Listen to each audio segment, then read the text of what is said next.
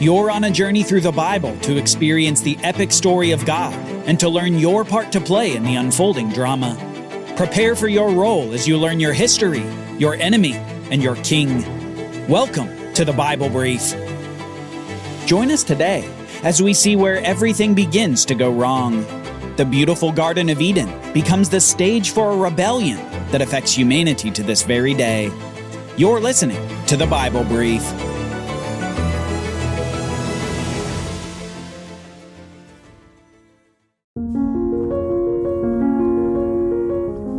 In this beginning era, we've seen the creation of everything by God and His determination of order within all that He made.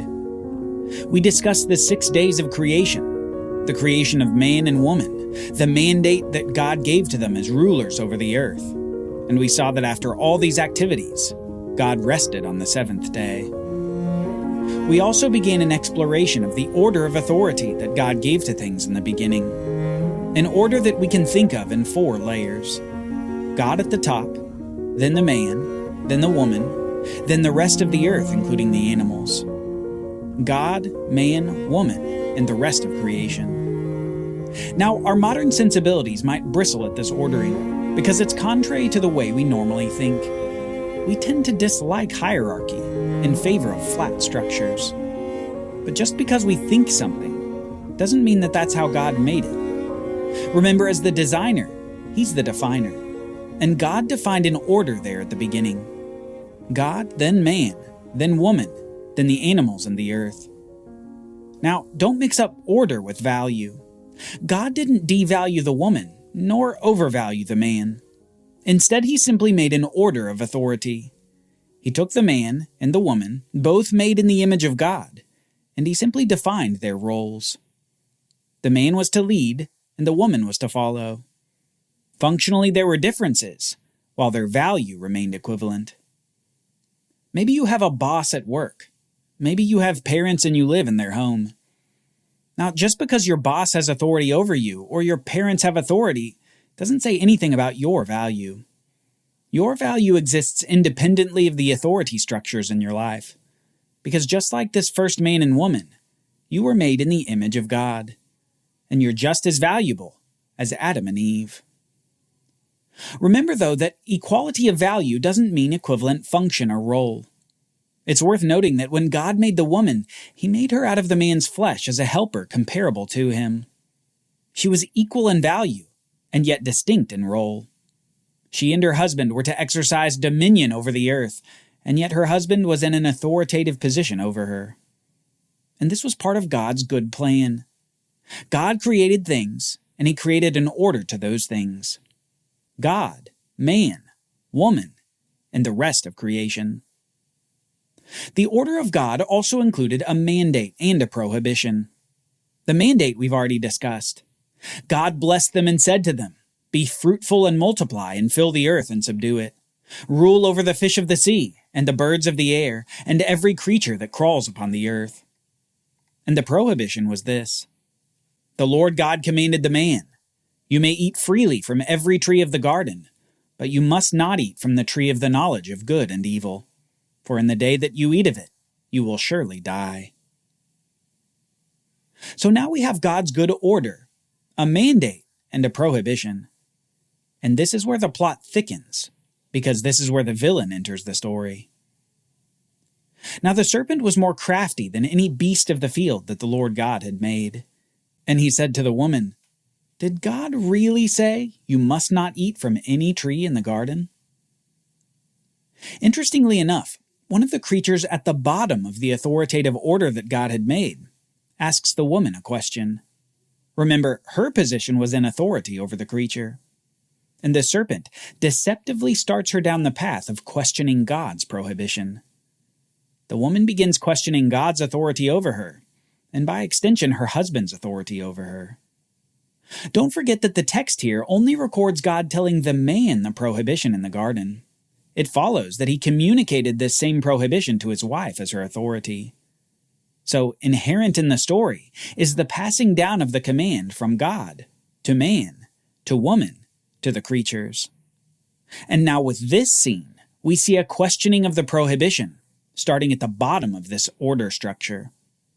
A creature is questioning the woman. But at the end of this fateful conversation with the serpent, we see this. The woman saw that the tree was good for food and pleasing to the eyes, and that it was desirable for obtaining wisdom. She took the fruit and ate it. She also gave some to her husband who was with her, and he ate it. And the eyes of both of them were opened, and they knew that they were naked. So they sewed fig leaves together and made coverings for themselves. The serpent deceives the woman, who eats, and concurrently, the man who is at the top of the authority chain in the scene, he eats too. And all these actions disobey the order, the purpose, and the prohibition that God had given. The authority structure is inverted. Here we see the beast subduing the woman by deception, the man following the woman in eating, and God being disobeyed by them all. The humans ate the fruit and chose to try to make their own identities instead of living in the identity given to them by God. In this sin of disobedience, the man and woman have undermined their purpose. They have rejected the mandate, and they have disobeyed God's one rule. Where peace and contentment resided, now fear crept in. And soon we read, the man and his wife heard the voice of the Lord God walking in the garden in the breeze of the day. And they hid themselves from the presence of the Lord God among the trees of the garden. But the Lord God called out to the man, "Where are you?" "I heard your voice in the garden," he replied, "and I was afraid because I was naked, so I hid myself." "Who told you that you were naked?" asked the Lord God. "Have you eaten from the tree of which I commanded you not to eat?" And the man answered, "The woman whom you gave me, she gave me fruit from the tree, and I ate it." Then the Lord God said to the woman, "What is this you have done?" "The serpent deceived me," she replied, "and I ate." Things have fallen apart for the humans, and God questions them down the chain of authority that he had established. First he questions the man, then the woman, both of whom try to blame shift, and yet with authority comes responsibility. We see God squarely placing the more significant blame on Adam, who merely stood by his wife as she was deceived by the serpent. The leader in the scene at the tree of the knowledge of good and evil reduced himself to a bystander, and in doing so, he failed to exercise his God-given authority. And the result was crisis. Soon God hands out curses to the serpent and consequences to the woman and to the man. God curses the serpent over every animal and announces his eventual defeat by the seed, the offspring of the woman. God gives the woman the consequence of pain in childbearing and marital conflict, where she will desire to reject the authority of her husband. And finally, we see the consequences for the man, who will suffer hard and painful labor to farm the cursed ground. Instead of conquering the creatures and the earth as a united husband and wife, the humans will now suffer to obey God's mandate. The mandate to be fruitful and multiply is made difficult with the woman's pain in childbearing. The mandate to subdue the earth is made difficult with the painful labor the man will endure. And in the midst of this will be a marital power struggle where the God-given authority of the man is always questioned. The blessing of the mandate and the harmony of marriage has now been tainted by the consequences of sin. And on top of that, the worst consequence of all, the death penalty. While the couple initially felt their spiritual separation from God and their nakedness, they will also suffer death in their bodies as well. These are the final consequences spoken to the man. God says, "By the sweat of your brow you will eat bread, until you return to the ground, because out of it you were taken. For dust you are, and to dust you shall return." The man once made from the dust of the ground, into whom God breathed the breath of life, the man's body would die and return to the dust. And soon the man Adam and the woman Eve are banished from the Garden of Eden, never to eat from the tree of life, until somehow the death penalty is dealt with. Disobedience, led to crisis, led to deathly consequences. Despite this new exiled state, however, they're not without God's care for them. Just before being banished, the people are given coverings for their nakedness by God. God replaces those fig leaves with something of much more value. Apparently, God slays an animal and uses its skin for covering the naked couple. Blood is shed to make a covering for the humans. Remember this, because this will be an important theme as we move forward in the Bible story.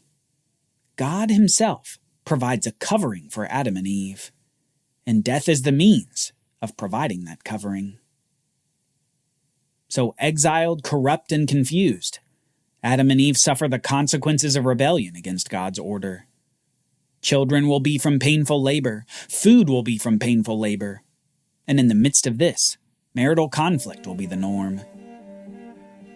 In the heart of humanity, identity crisis and corruption has creeped in, always now pulling toward rebellion against the order, always wanting to be like God. Yet God still remains the benevolent ruler at the top of the authority chain. And in the midst of these curses, He provides for Adam and Eve. He provides a covering and a promise that eventually a seed of the woman will come to set things right. The seed will defeat the serpent, and that's the couple's hope. That's what they'll be looking for from here on out. The seed who comes to conquer. Join us next time as we explore life in the new disordered normal and meet the first two sons of the first couple. Will they follow God and honor His rule, or will they reject the God who made them? For Bible readings, reflection questions, and quizzes, don't miss the Bible Brief app. Available on iOS and Android so you can go deeper into the story. The Bible Brief is a project of the Bible Literacy Foundation, a nonprofit dedicated to helping you learn the Bible. Give to support the Bible Brief by visiting BibleBrief.org or tap the Give link in the show notes. Thank you for supporting the Bible Literacy Foundation.